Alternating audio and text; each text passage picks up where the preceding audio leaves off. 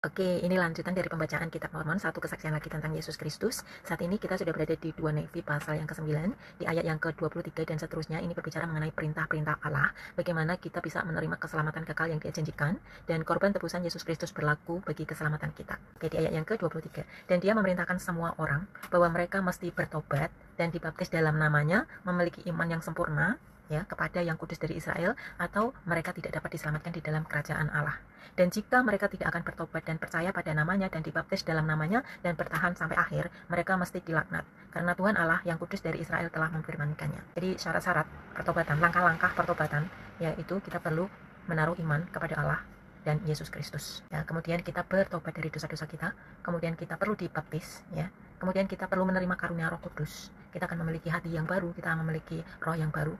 Dan kemudian kita perlu bertahan sampai akhir. Kenapa kita perlu bertahan sampai akhir? Setelah kita menaruh iman kepada Allah dan Yesus Kristus, kemudian bertobat, kemudian dibaptis, kemudian kita menerima karunia Roh Kudus. Kenapa kita mesti bertahan sampai akhir? Karena jika kita tidak bertahan sampai akhir, meskipun kita melakukan yang keempat ini, semuanya sia-sia. Jadi kita perlu bertahan sampai akhir kehidupan kita. Kita perlu setia seperti yang Yesus Kristus lakukan. Karena Yesus Kristus, Dia adalah teladan sempurna kita saat Dia hidup di bumi ini. Dia telah melakukan perintah-perintah Bapa dengan sempurna, ya. Dan sampai akhir kehidupannya, demikian juga kita pun akan seperti itu. Kita harus melakukan semua hal yang Dia minta agar kita lakukan, karena kita telah berhutang budi kepadanya. Dia telah mati buat kita, dan demikian juga kita, selama kita hidup di bumi ini, kita berjanji untuk mengambil nama Dia ke atas diri kita, dibaptis di dalam namanya. Kita menerima karunia Roh Kudus, dan kita membuat perjanjian untuk melayani Dia sampai akhir kehidupan kita.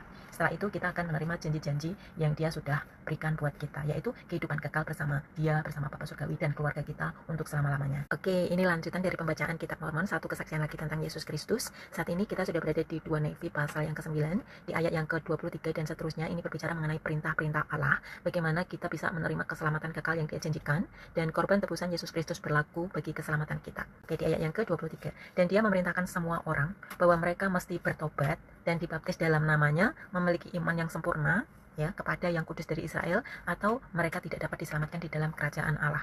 Dan jika mereka tidak akan bertobat dan percaya pada namanya dan dibaptis dalam namanya dan bertahan sampai akhir, mereka mesti dilaknat.